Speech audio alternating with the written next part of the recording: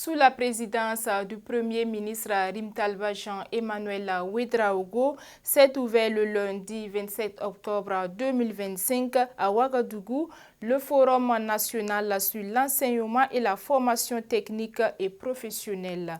Placé sous le signe du renouveau éducatif, cette rencontre réunit acteurs publics, privés et partenaires autour d'un même objectif, faire de la formation technique et professionnelle un levier majeur du développement économique et social du Burkina Faso.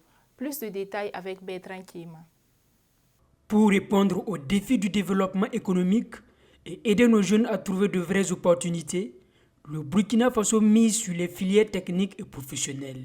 C'est dans ce cadre qu'un forum de 2 jours se tient pour discuter des besoins, réfléchir à des solutions concrètes et trouver les meilleures façons de renforcer ce secteur essentiel pour le pays. Le camarade président du Faso, le capitaine Ibrahim Traoré, a pris la pleine mesure de l'enjeu et a posé un acte politique fort en créant le ministère de l'enseignement secondaire et de la formation professionnelle et technique. C'est le premier département dans notre histoire à réunir l'enseignement technique et la formation professionnelle. La création de ce département n'est pas simplement une innovation, c'est un engagement fort pour l'employabilité de la jeunesse et contre la dépendance économique et technologique.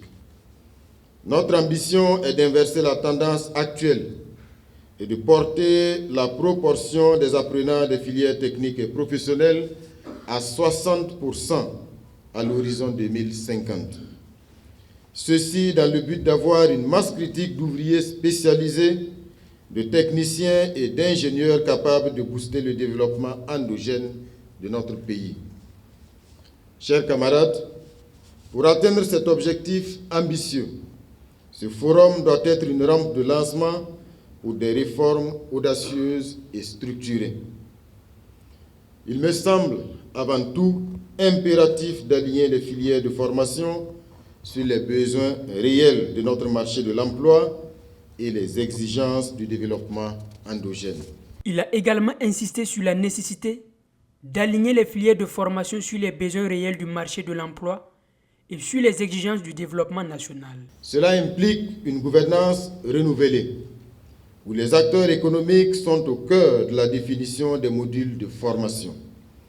Nous devons former des jeunes qui valorisent nos ressources locales dans des domaines vitaux comme l'agriculture, l'énergie, les mines, l'artisanat et les infrastructures. Ensuite, il nous faut allier la théorie à la pratique. C'est pourquoi l'alternance école-entreprise doit être privilégiée et érigée en norme pour garantir l'employabilité et l'insertion professionnelle immédiate. Au nom des pays membres de l'Alliance des États du Sahel, la ministre malienne de l'entrepreneuriat national, de l'emploi et de la formation technique et professionnelle a salué cette initiative, la qualifiant de signe fort d'un engagement commun en faveur d'un avenir meilleur pour la jeunesse, fondé sur le travail, les compétences et la solidarité. Le développement du capital humain est au centre de cette ambition. Il constitue le levier essentiel pour vaincre la pauvreté, la migration irrégulière, l'insécurité et renforcer la cohésion sociale. Former, c'est non seulement doter nos jeunes de compétences professionnelles, mais aussi libérer leur potentiel et créer les conditions de leur pleine insertion sur le marché du travail. Et c'est dans cette optique que l'enseignement technique et la formation professionnelle prennent tout leur sens. Par cette initiative, le gouvernement entend faire de l'enseignement et la formation technique et professionnelle un pilier central de sa stratégie de développement humain, économique et durable. À l'issue des travaux, une feuille de route nationale sera adoptée avec des engagements clairs pour améliorer l'accès, la qualité et la pertinence de l'enseignement et de la formation technique et professionnelle au Burkina Faso. Sobre Web TV, la Web TV au-delà de vos attentes.